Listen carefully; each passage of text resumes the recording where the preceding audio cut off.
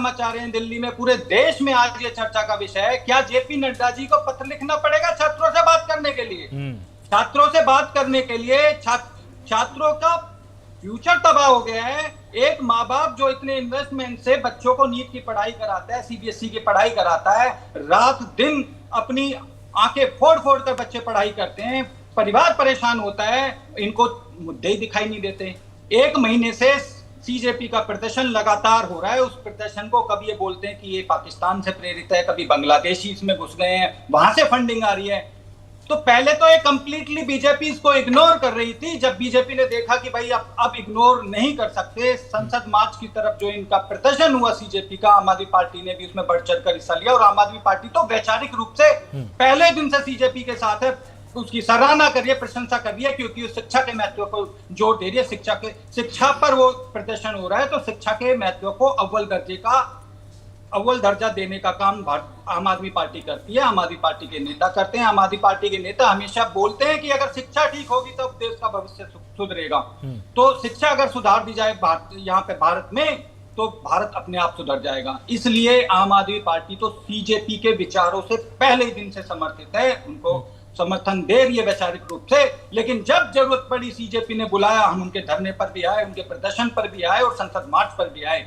लेकिन ये भारतीय जनता पार्टी की जो आंखें हैं वो बहुत देर से खुली। आज ये कहते हैं कि डायलॉग स्थापित करो, संसद में चर्चा करो। अरे पहले दिन से कहां सो रहे थे आप महिलाओं पर, बच्चियों पर आप लाठी बरसाते हैं, उनके कपड़े फाड़ते हैं। आपने देखा किस तरीके से एसपी थप्पड़ मारता है महिला को, बच्चियों को थप्पड़ मार रहे हैं, बच्चियां रो रही हैं, उनके बाल पकड़ रहे हैं, आंसू गैस के गोले दाग रहे हैं। अरे वो निहत्ते बच्चे वो क्या मांग रहे हैं? ये देश का भविष्य है।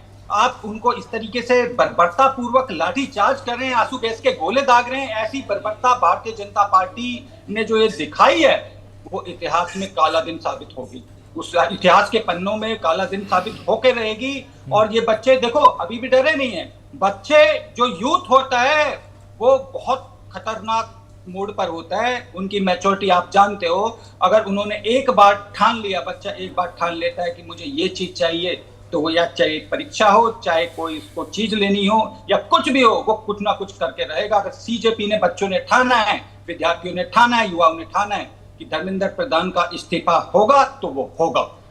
और आज नहीं तो कल होगा, धर्मेंद्र प्रधान का इस्तीफा जरूर होगा, मैं आपको आश्वस्त करता हूं। दूसरी तरफ मैं कांग्रेस पार्टी के लिए बोलना चाहूंगा, कांग्रेस पार्टी भाई 1 महीने से धरना प्रदर्शन चल रहा है। सोनम वांगचुक भी धरने पर बैठे हुए हैं, बिना कुछ खाए पिए बैठे हैं। सीजेपी के डेलीगेशन ने कितनी बार कांग्रेस के नेताओं को बुलाया, रिक्वेस्ट करी, बड़े नेताओं को भी बुलाया, लेकिन कांग्रेस पार्टी का कोई बड़ा छोटा नेता उनके मंच पर नहीं आया। आज वो आए, मैं उनकी प्रशंसा कर रहा हूँ।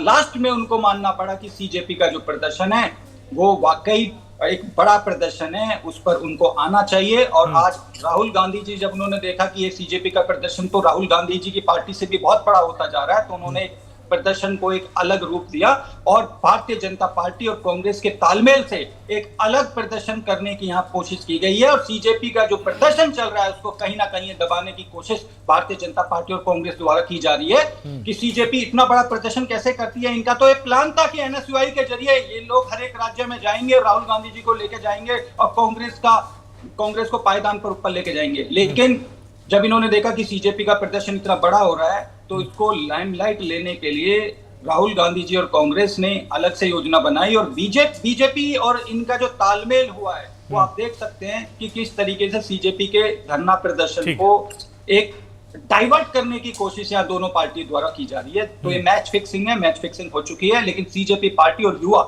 इस देश का जो युवा है वो जागा हुआ है। देश का युवा एकदम से तैनात है। वो जिस हट पर वो अड़ा है, इस भ्रष्ट शिक्षा व्यवस्था को सुधारने पर, पेपर लीक के एजेंडे पर जिस तरह अड़ा हुआ है, मुझे लगता है कि वो धर्मेंद्र प्रधान जी का इस्तीफा लेकर रहेंगे और पूरा युवा, पूरा देश उनके साथ है। अब आप लोग कहते हैं कि भाई उसमें युवा कहाँ हैं, बच्चे कहाँ, बच्चे तो है ही नहीं, ये है वो है। अरे माँ बाप नहीं जाएंगे क्या प्रदर्शन में? उसके रिश्तेदार नहीं जाएंगे?